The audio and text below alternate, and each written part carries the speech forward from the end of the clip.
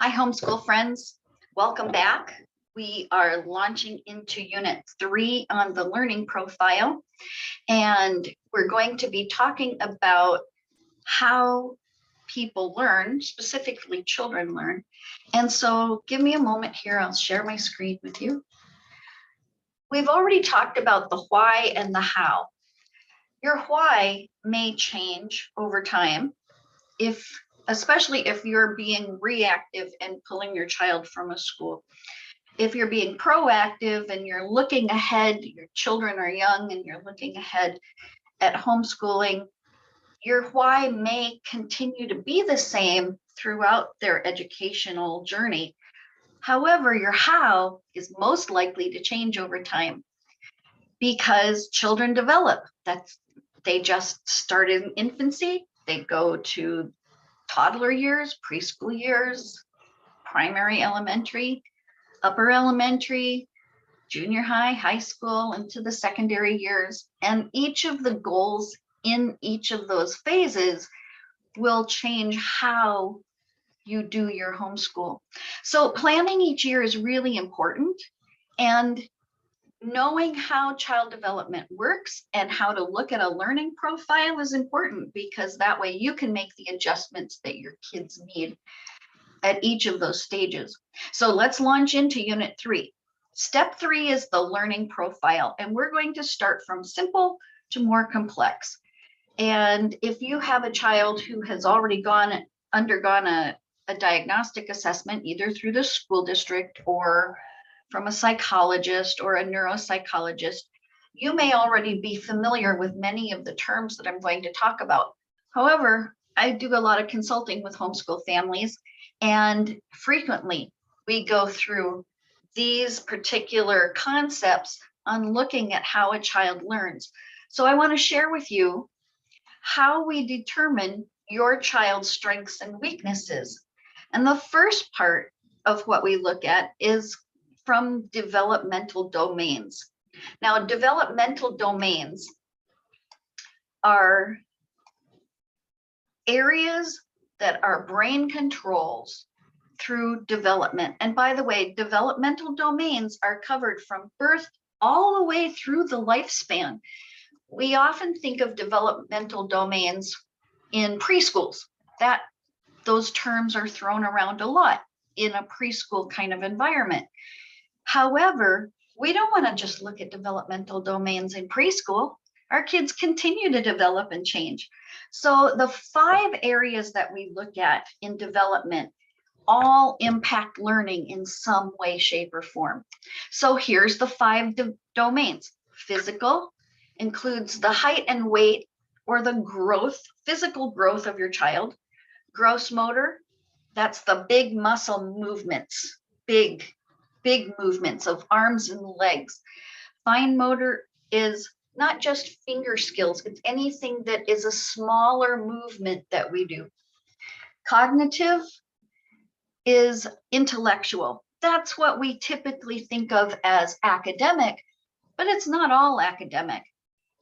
Cognitive includes brain processes like listening, visual processing. Executive functions are organizational and attentional. Thinking skills are how we put all of the information that we're receiving into an organized way so that we can make decisions. Thinking skills are more those executive functions that people talk about. Language starts with oral, moves to reading and writing.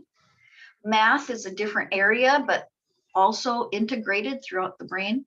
And knowledge is those content areas of social studies, science, life knowledge. And I call them content areas. So in my homeschool, I usually separate the skills and do those individually. Sometimes we may do things as a group, but I'm tracking each of my children individually. And knowledge is the content areas that we do together as a family. And then I scale up or down depending on the projects or what I'm asking the kids to do from that. Social is how we get along with others. And social skills actually are a big part of learning academics, but also learning how to work in a group, how to be employable, and how to have friends. Emotional, we all have emotions. That's obvious. Humans are emotional beings. However, one of the things we look at in development is a child learning how to regulate, and a key term right now is emotional regulation.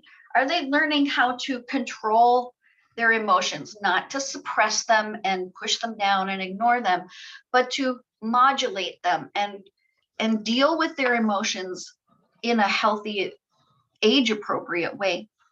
The last area is moral, character, or spiritual.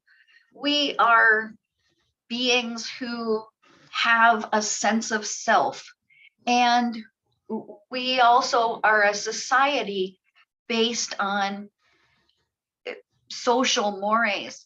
And so developing a sense of right and wrong, what's etiquette? That's partly social, but it's also partly character, a sense of honesty. Each society has um, characteristics that are acceptable moral and character development. I'm a Christian. One of the goals I had for my homeschool was to provide for my kids a Christian education, and we couldn't afford tuition at a private school. And then I was amazed at how homeschooling would benefit my kids in all 5 of these domains, from a multiple intelligences or a brain-based learning aspect.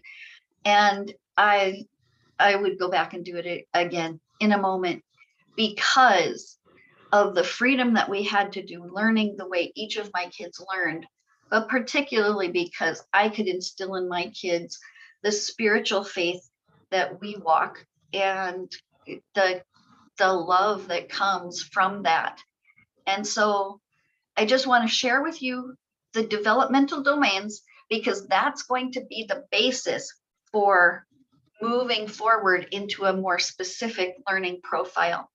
All right, so next time we're going to actually be looking at a specific learning plan that looks at your child's strengths and weaknesses, so that we can use the strengths to leverage growth in the weaker areas.